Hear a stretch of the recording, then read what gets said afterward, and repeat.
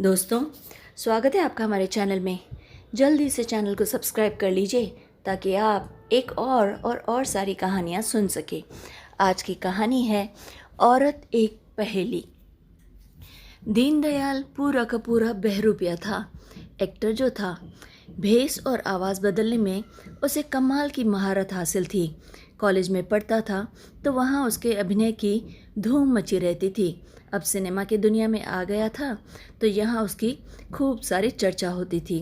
College से degree लेते ही उसे बम्बई की एक फिल्मी कंपनी में अच्छी जगह मिल गई थी और उसके अनुरूप उसे बहुत सारी फिल्में करने को भी मिल रही थी और अल्पकाल ही में उसकी गणना भारत के श्रेष्ठ अभिनेताओं में होने लगी थी।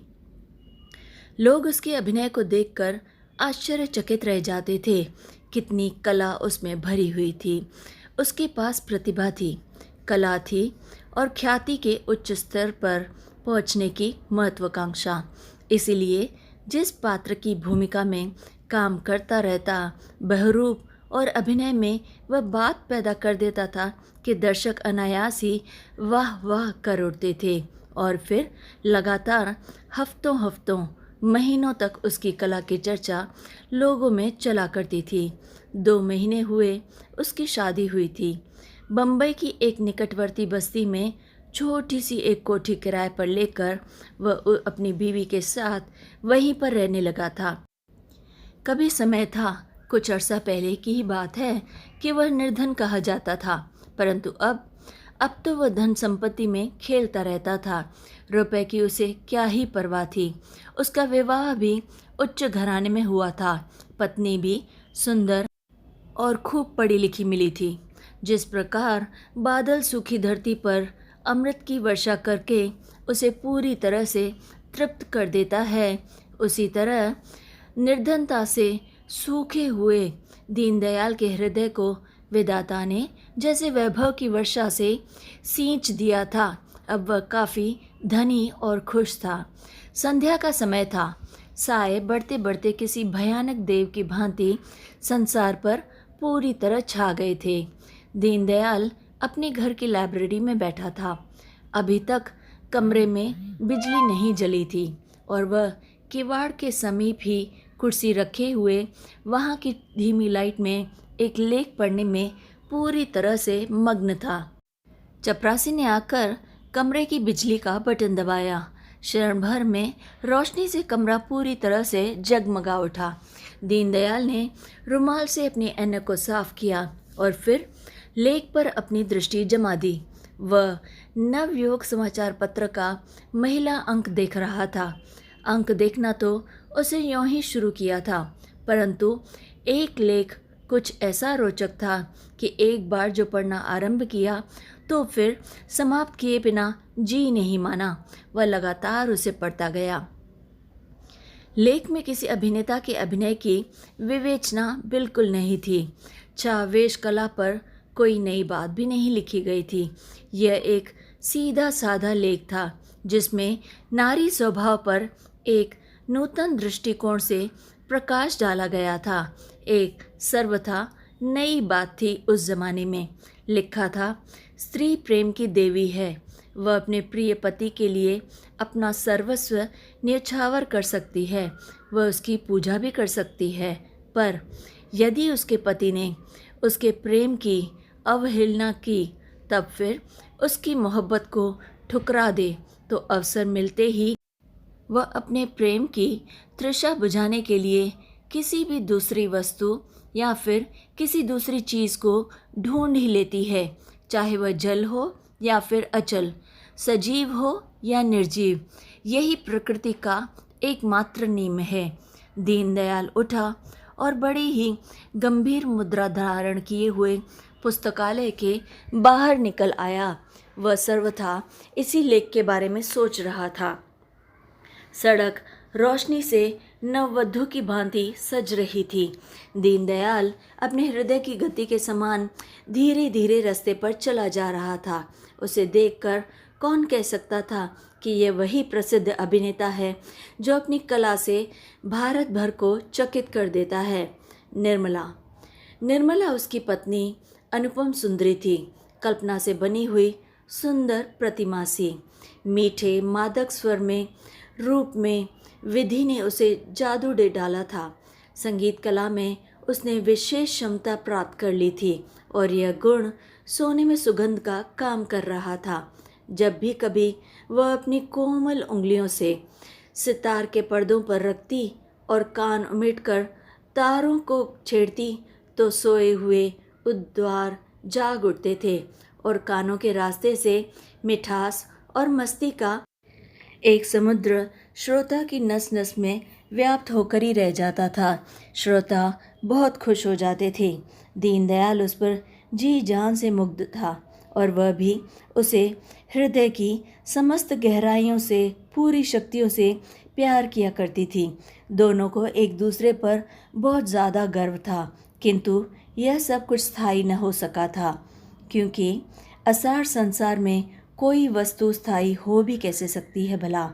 मनोमालिन्य की आंधी ने मोहब्बत के इस छोटे से पौधे को क्षण भर में बर्बाद कर दिया। एक दिन निर्मला नीचे ड्राइंग रूम में अकेली बैठी हुई थी और नौकरानियां अपना काम कर रही थी। वह दीनदयाल की प्रतीक्षा कर रही थी। सामने के भवन में आज कोई नवयुवक घूम रहा था। वह कुतूहलवश उसे भी ध्यान से देख रही थी। उसके कान सीढ़ियों की ओर लगे हुए थे, परंतु उसकी आंखें उस युवक को बेचैनी से घूमते हुए देख रही थी। वह कोठी कई दिनों से वैसे तो खाली थी, परंतु अब पिछले कुछ दिनों से इसे किसी ने किराए पर ले लिया था। उसने 2-3 बार किसी युवक को बिजली के प्रकाश में घूमते हुए वहां देखा था। ऐसा प्रतीत होता था जैसे वह काफ़ी बेचैन हो, जैसे आकुलता उसे बैठने नहीं देती हो। अंगीठी पर रखी हुई घंटी ने अचानक से टन टन करके 9 बजा दिए। सामने के भवन में एकदम से रोशनी बुझ गई और वहाँ पर पूरा अंधेरा हो गया। निर्मला अपने आप को अकेली सी महसूस करने लगी। उसने सितार उठाया। उसकी कोमल उंगलियां उसके पर्दों पर थिरकने लगी। उसके अधर हिले और दूसरे ही क्षण एक करुणापूर्ण गीत वायुमंडल में गूंज उठा। सखी इन नैनन ते घनहारे। स्वर में दर्द था, लोच था और लय भी थी। सीने में प्रतीक्षा की आग थी। वह तन्मय हो गई, अपनी मधुर ध्वनि में जैसे खो गई और उसे यह भी मालूम न हुआ कि दीनदयाल कब से वहां आकर खड़ा था और कब तक किवाड़ की ओर में खड़ा उसे ध्यान से देखता रहा था। वह गाती गई, बेसुध होकर गाती गई। उसकी आंखें अपने सितार पर पूरी तरह से जमी हुई थी। उसके कान सितार के मादक स्वर में पूरी तरह से डूब गए थे। दीनदयाल की अचानक से भुकटी तन गई और वह चुपचाप गुस्से में मुड़ गया। खाने के कमरे में जाकर उसने दासी से खाना मंगवाया और खाकर चुपचाप सोने चला गया। निर्मला लगातार गाती रही, अपने दर्द भरे गीत को वायु के कण-कण में लगातार बसाती रही। देवता आया और चला गया। पुजारी उसकी पूजा ही में व्यस्त रहा। दूसरे दिन दीनदयाल प्रातः ही घर से चला गया और बहुत रात गए देर से घर वापस लौटा। निर्मला दौड़ी दौड़ी गई और गंगा सागर में पानी लेकर आई। दीनदयाल के चेहरे से बहुत ज़्यादा क्रोध टपक रहा था। आप इतनी देर कहाँ रहे थे? दीनदयाल ने कोई जवाब नहीं दिया और वह वहीं पे खड़ा हुआ चुप रहकर खड़ा रहा। निर्मला ने पानी का भरा हुआ गंगा सागर आगे रख दिया। घर में 2 दासियां तो थी, परंतु पति की सेवा वह स्वयं ही किया करती थी। दीनदयाल जब संध्या को घर आया करता तो वह उसका हाथ मुंह खुद ही दिलाती, तश्तरी में कुछ खाने को लाती और स्टूडियो की सारे दिन की खबरें पूछती। इसी बहाने दोनों साथ साथ बैठा करते। दीनदयाल ने हाथ न बढ़ाए। वह चुपचाप खड़ी उसकी गंभीर मुद्रा को लगातार देखती रही। उसका हृदय अब धड़कने लगा।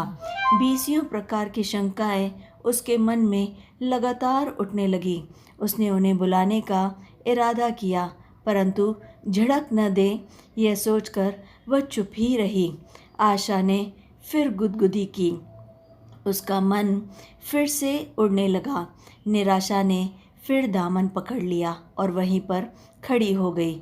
मनुष्य के हृदय में जब संदेह हो जाता है तो निराशा हमदर्द की भांति समीप आ जाती है और आशा मरीज का बनकर भाग जाती है।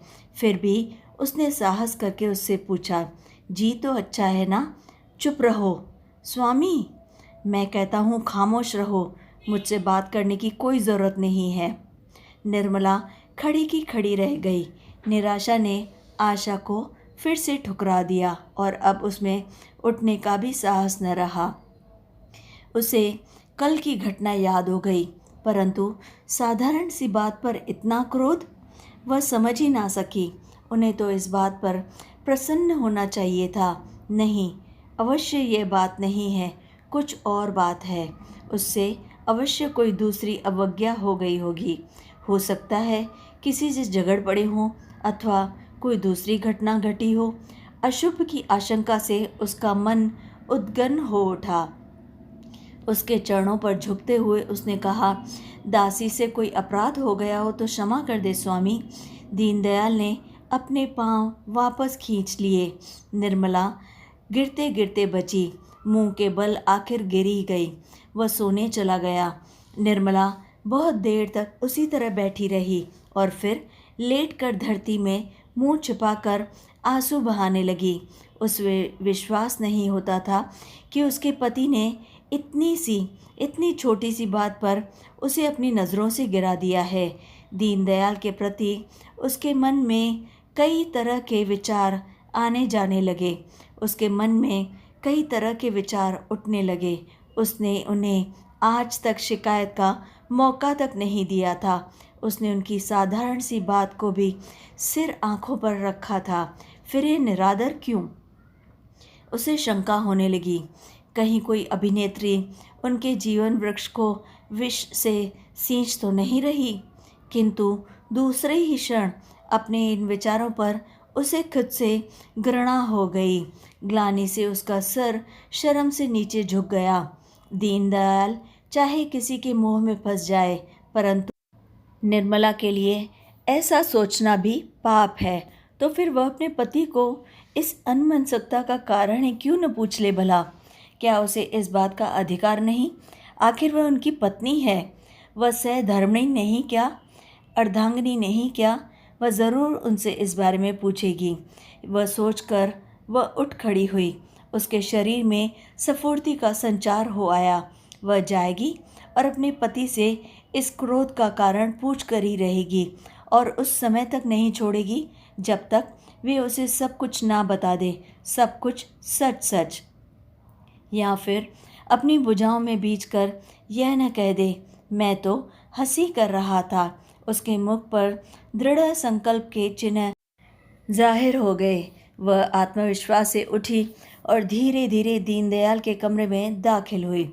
वह लेटा हुआ था। उसके चेहरे पर एक गंभीर मुस्कुराहट खेल रही थी, अव्यक्त वेदना की अथवा गुप्त उल्लास की, कौन जाने। निर्मला के आते ही वह उठकर बिस्तर पर बैठ गया। उसने कड़क कर कहा, मेरे कमरे से निकल जाओ, जाकर सो जाओ, मुझे तंग मत करो, समझी तुम? क्या अपराध? मैं कहता हूँ चली जाओ, जाओ यहाँ से, निकल जाओ। निर्मला खड़ी की खड़ी रह गई, जैसे किसी जादूगरनी ने उसके सिर पर जादू की छड़ी फेर दी हो। वह स्फूर्ति और संकल्प जो कुछ देर पहले उसके मन में पैदा हुए थे, सब के सब एक साथ हवा हो गए। इच्छा होने पर भी वह दोबारा उनसे पूछ ना सकी।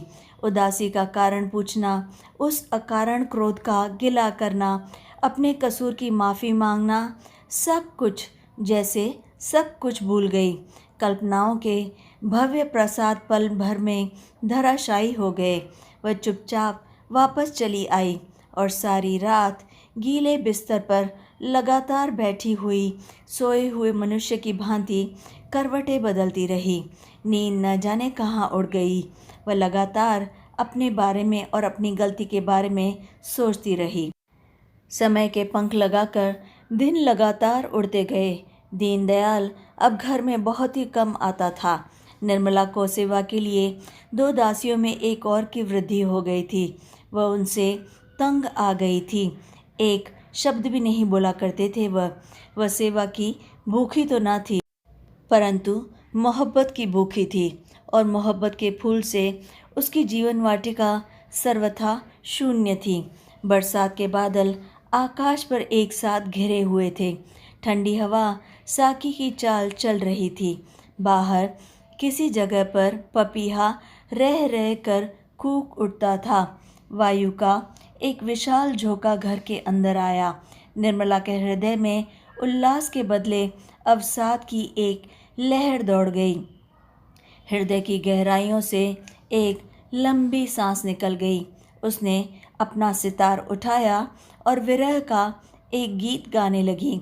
उसकी आवाज़ में खूब सारा दर्द था, गम था और जलन भी थी।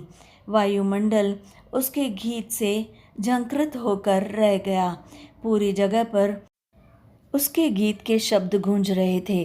अपने गीत की तन्मयता में वह ब्रह्म संसार को भूल गई थी। जैसे रात की नीरवता में उसका गीत वायु के कण कण में बस गया था। सहसा सामने के भवन से जैसे किसी ने सितार की आवाज़ के उत्तर में एक गाना आरंभ किया।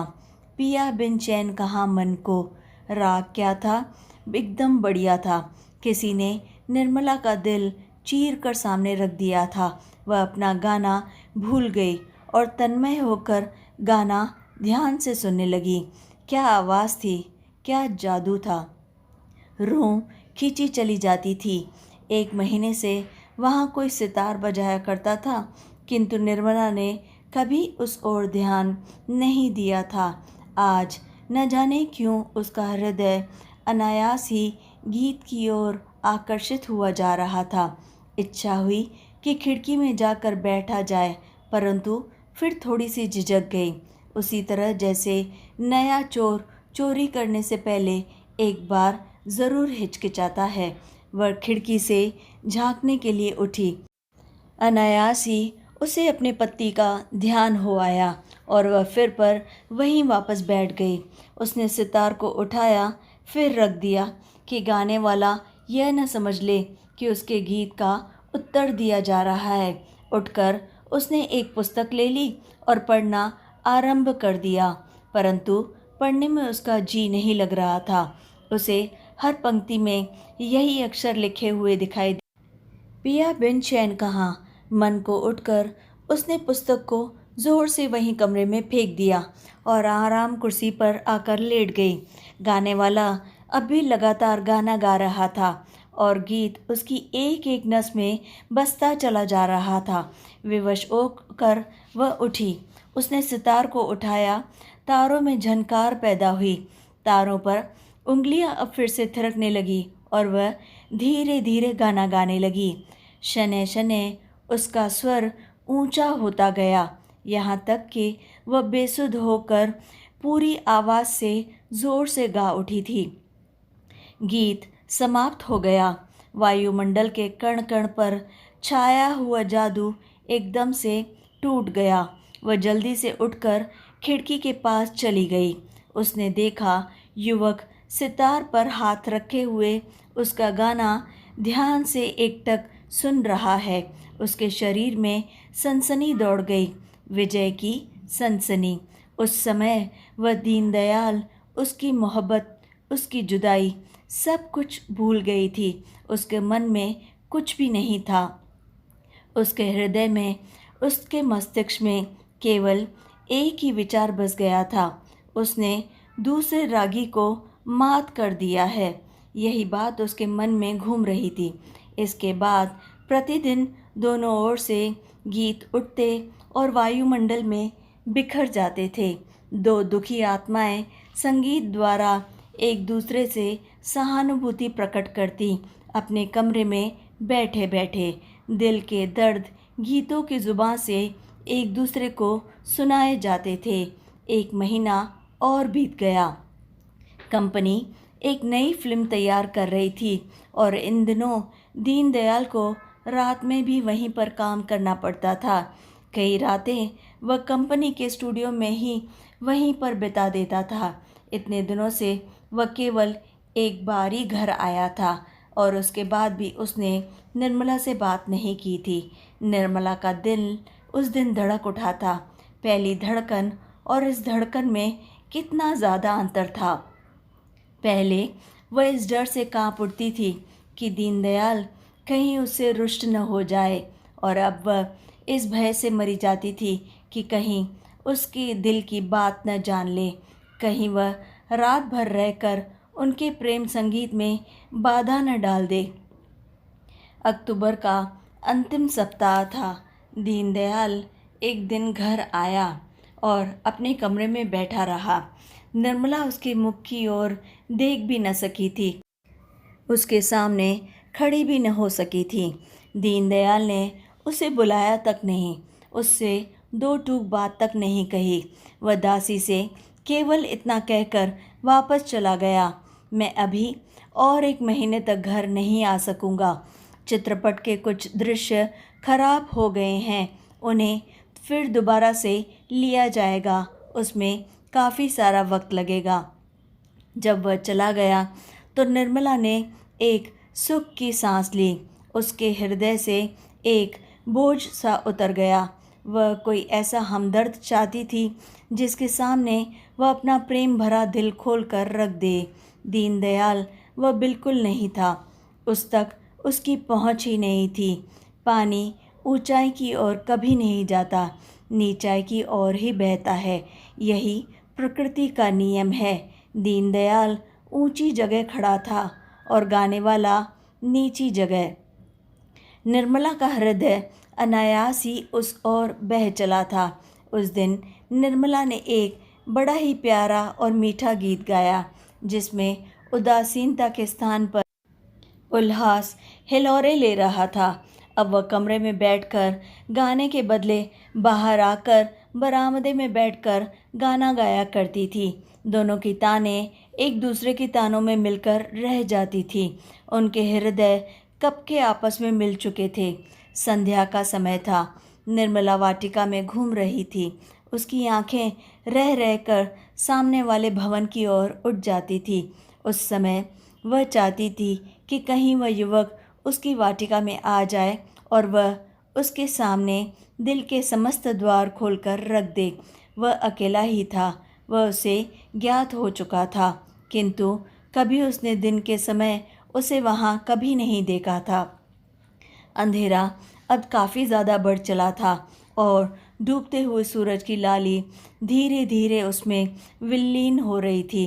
ठंडी बयार चल रही थी गार्डन में, प्रकृति झूम रही थी और निर्मला के दिल को कुछ कुछ हुआ जा रहा था, कुछ कुछ गुदगुदी सी उठ रही थी। वह एक बेंच पर आकर चुपचाप आकर बैठ गई और फिर गुनगुनाने लगी। धीरे धीरे यह गुनगुनाहट एक गीत बन गई और वह पूरी आवाज़ से एक साथ गाने लगी। अपने गीत की धुन में वह मस्त होकर गाती चली गई। वाटिका की फसील की दूसरी ओर से किसी ने धीरे से उसके कंधे को छुआ। उसके स्वर में कंपन पैदा हो गई और वह जैसे सिहर उठी। आप तो खूब गाती हैं। बैठे बैठे निर्मला ने देखा, वह एक सुंदर बलिष्ठ युवक था। छोटी छोटी मूछें ऊपर को उठी हुई थी, बाल लंबे थे और बंगाली फैशन से कटे हुए थे। गले में सिल्क का एक कुर्ता था और कमर में धोती बंधी हुई थी। निर्मला ने कनखियों से युवक को ध्यान से देखा। दिल ने कहा भाग चल, पर पाँव वहीं पर जम गए थे। पंछी जाल के पास था, दाना सामने ही पड़ा था। अब फंसा कि अब फंसा। आपके गले में तो जादू है। निर्मला ने युवक की ओर देखा और धीरे से मुस्कुराई। वह भी उसके साथ ही मुस्कुरा दिया। वह बोली, यह तो आपकी कृपा है, नहीं तो मैं तो आपके चरणों में बैठकर मुद्दत तक सीख सकती हूँ। वह इस पर धीरे से हंसा। आप यहाँ पर अकेले रहते हैं? कभी कोई दिखा नहीं आपके साथ? हाँ। और आपकी पत्नी? वह एक फीकी हंसी हंसा। मेरी पत्नी कहाँ है? इस संसार में मैं सर्वथा एकाकी हूँ। अकेला ही रहता हूँ, मोहब्बत से ठुकराया हुआ। यहाँ आ गया हूँ, कोई मुझे पूछने वाला तक नहीं, कोई मुझसे बात करने वाला तक नहीं, मैं बिल्कुल अकेला हूँ। युवक के स्वर में लगातार कंपन था। निर्मला ने देखा उसका मुख पीला पड़ गया है और अब तथा निराशा की एक हल्की सी रेखा वहाँ साफ साफ दिखाई देती है। कुछ तो बात है जिसे वह छुपा रहा था। उसके हृदय में सहानुभूति का समुद्र उमड़ पड़ा और उसकी आंखें एकाएक डबडबा आईं। वह दीवार फांदकर बेंच पर आकर उसके पास ही बैठ गया। निर्मला अभी तक वहीं पर बैठी थी, वह उठी नहीं थी। वह तनिक खिसक गई, किंतु उठने का साहस अब उसमें भी नहीं था। शायद उसका सानिध्य अब उसे अच्छा लगने लगा। युवक ने उसका हाथ अपने हाथ में ले लिया। निर्मला के शरीर में सनसनी दौड़ गई। उसने हाथ छुड़ाना चाहा। युवक की आंखें सजल हो गईं। उसका हाथ वहीं का वहीं रह गया और फिर बोला, मेरा विचार था मैं यहाँ आकर एकांत में गाकर अपना दिल बहला लिया करूँगा। यही मेरे विचार थे। मेरे पास धन और वैभव का अभाव नहीं है, परंतु उससे मुझे चैन नहीं मिलता, हृदय को शांति प्राप्त नहीं होती। इसलिए मैं सितार बजाता रहता हूँ। उसकी मनमोहक झंकार मेरे चंचल मन को एकाग्र कर देती थी। उसमें मुझे अपार शांति मिलती थी, परंतु अब नहीं। अब तो सितार भी बेबस हो गया है, वह भी मुझे शांत नहीं कर सकता। न जाने मैं क्या चाहता हूँ। मेरी शांति का आधार अब मेरे सितार बजाने पर बिल्कुल नहीं रहा। निर्मला सब कुछ समझ रही थी। उसने फिर हाथ छुड़ाने का प्रयास किया। युवक ने उसे नहीं छोड़ा और विद्युत वेग से उसे अपने प्यासे होठों से लगा लिया और उसे धीरे से चूम लिया। निर्मला के समस्त शरीर में आग सी दौड़ गई। उसने हाथ छुड़ा लिया और घर के अंदर जोर से भाग गई। फिर कब दर्शन होंगे? निर्मला ने कुछ भी उत्तर नहीं दिया। वह अपने कमरे में आ गई और पलंग पर लेटकर जोर जोर से रोने लगी। पक्षी जाल में फंस चुका था और अब मुक्त होने के लिए छटपटा रहा था। न जाने कैसा समा था कि उसे कुछ भी नहीं समझ में आ रहा था। कितनी देर तक वह लेटे लेटे लगातार अपने बिस्तर पर रोती रही। उसे रह रह कर अपने पति की निष्ठुरता का ध्यान आता था। आत्मग्लानि से उसका हृदय जला जा रहा था। वह इस मार्ग को छोड़ देना चाहती थी। पश्चाताप को आग उसे जलाए डालती थी। वह चाहती थी कि उसका पति आ जाए, उसके पास बैठे, उससे प्रेम करे और वह उसके चरणों में बैठकर इतना रोए कि उसका पाषाण हृदय पानी पानी हो जाए। उठकर वह दीनदयाल के पुस्तकालय में गई। एक छोटी सी मेज़ पर एक कोने में उसके पति का एक फ़ोटो चौखटे में जड़ा रखा था। उसने उसे उठाया, कई बार चूमा और उसकी आंखों से आंसू बह निकले। दीनदयाल के पैरों की चाप से उसके विचारों का क्रम जैसे टूट गया। वह उठी और सच्चे हृदय से उसका स्वागत करने को तैयार हो गई। उस समय उसका मन बिल्कुल साफ था। विशुद्ध प्रेम का एक सागर वहाँ उमड़ा आ रहा था, जिसके पानी को पश्चाताप की आग ने स्वच्छ और निर्मल कर दिया था। वह रसोई घर से उसके लिए पानी ले आई और दीनदयाल के सामने जाकर खड़ी हुई। उसकी आंखें सजल थी और मन आशा के तार से बंधा हुआ डोल रहा था। उसने देखा दीनदयाल ने उसके हाथ से ग्लास लेकर मुंह धो लिया और फिर उसे कुछ नाश्ता लाने को कहा, और जब वह मिठाई लेकर आई तो दीनदयाल ने तश्तरी लेने के बदले उसे अपनी भुजाओं में लेकर उसके मुंह में मिठाई का एक टुकड़ा रख दिया।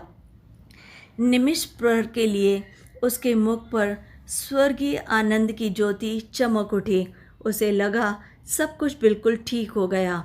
उसने सिर उठाया तो देखा दीनदयाल उसी तरह बैठा है और वह उसी तरह ग्लास लिए खड़ी है। आशा का तार फिर से टूट गया। मादक कल्पना हवा हो गई। सत्य उसके सामने खड़ा था। कितना कटु, कितना भयानक। दीनदयाल ने इशारे से उसे वापस वहाँ से चले जाने को कह दिया। वह चुपचाप पुतले की भांति चली आई, मानो वह सजीव शरीर या नारी न होकर अपने आविष्कारक के संकेत पर चलने वाली एक निर्जीव मूर्ति हो। वह अपने कमरे में आकर उसने पानी का ग्लास अंगीठी पर रख दिया और फिर से धरती पर लौटकर लगातार रोने लगी। धरती में, मूक और ठंडी धरती में उसे कुछ आत्मीयता का आभास हुआ। एक बहनापा सा महसूस हुआ और वह उसके अंक में लिपटकर लगातार रोए जा रही थी। खूब रोई, ऐसे मानो एक दुखी बहन अपनी सुखी बहन के गले लिपटकर आंसू बहा रही हो। कई दिन तक वह अपने कमरे से बाहर बिल्कुल नहीं निकली। दीनदयाल दासी से कहकर गया था, मैं और 15 दिन तक घर पर नहीं आ सकूंगा, इसलिए तुम ज़रा सावधानी से रहना। निर्मला को अपनी पति की निर्दयता पर खूब रोना आता था। वह पाप की नदी में बहे जा रही थी और उसका पति उसे बचाने को हाथ तक नहीं हिलाता था। भ्रांति की विकराल लहरें लपलपाती हुई उसकी ओर लगातार बढ़ रही थी और उसका पति निश्चेष्ट और निष्क्रिय एक ओर खड़ा हुआ जैसे तमाशा देख रहा था। साथ के भवन से बराबर गीत उठते थे। उसमें उल्लास की ताने न होती थी, दुख और वेदना का बाहुल्य रहता था। निर्मला की संगीत प्रिय आत्मा तड़प उठती थी, परंतु वह अपने कमरे से बाहर बिल्कुल नहीं निकलती थी। शाम का वक्त था। गाने वाला प्रलय के गीत लगातार गा रहा था। उसका एक एक स्वर निर्मला के हृदय में लगातार चुभा जा रहा था। वह उठी, ड्राइंग रूम में आ गई। उसका सितार असहाय भिखारी की भांति एक और पड़ा था। उस पर मिट्टी की एक हल्की सी तह जम गई थी, क्योंकि काफ़ी दिनों तक उसने उसे छुआ तक नहीं था। उसने उसे एक कपड़े से अच्छे से साफ किया और आवेश में आकर चूम लिया। उसकी आंखों से आंसू छलक आए। गाने वाला लगातार गा रहा था, क्यों रूठ गए हमसे। निर्मला ने एक दीर्घ निश्वास छोड़ा और उसकी कंपित उंगलियां सितार के तारों पर थिरकने लगी। बेख्याली में यही गीत उसके सितार से निकलने लगा, क्यों रूठ गए हमसे। वह गाता हुआ अपने भवन से उतरा और फसील को फांदकर निर्मला के पास, बिल्कुल पास आकर बैठ गया। वह सितार बजाती रही और वह गाता रहा। दोनों अपनी कला के शिखर पर जा पहुँचे थे। उसने शायद इससे पहले इतना अच्छा नहीं गाया हो और इसने शायद इससे पहले इतना अच्छा सितार कभी न बजाया हो। शायद दोनों का प्रथम समय था। गीत की लय और सितार की झनकार दोनों एक होकर माने रूठे हुए दिलों को प्रेम का मार्ग बता रही थी। गीत आखिरकार समाप्त हो ही गया। निर्मला युवक की भुजाओं में थी। अपने विशाल वक्षस्थल से भीजते हुए युवक ने उसे एकाएक चूम लिया। निर्मला चौंकी। युवक पीछे हटा। वह उठकर भागने को हुई। युवक ने उसे वहीं बैठा लिया और अपनी लंबी मूछें उतार दी और सिर के लंबे लंबे बाल दूर कर दिए। गोधूली का समय था।